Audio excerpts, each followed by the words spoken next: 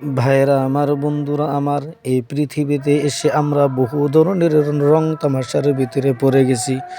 যদি চক্ষু বন্ধ করে আপনি আমি যদি 10টা মিনিট যদি একটু চিন্তা করি, আল্লাহ রাব্বুল আলামিন এই 18,000 মাখলুকাতের ভিতরে শ্রেষ্ঠ করে মানুষ বানিয়ে আমাদেরকে পৃথিবীতে পাঠাইছে।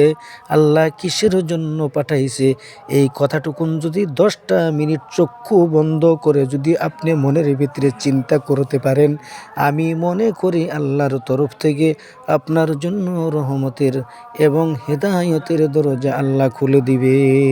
তাই এখনো সময় আছে ভাই, আল্লাহ পাককে ভোলা যাবে না।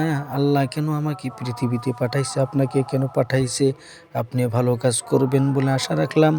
আপনি আমি সকলেই যদি এই কথাটা চিন্তা করতে পারি, আপনার দ্বারা আমার দ্বারা কোনো ধরনের অন্যায়, কোনো ধরনের ফাহিশা, কোনো ধরনের খারাপ কোনো কাজ কোনো দিন হতে পারে না।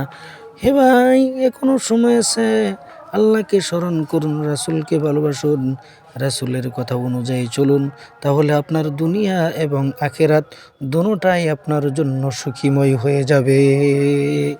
আপনি যদি আপনাকে আল্লাহকে ভুলে যান,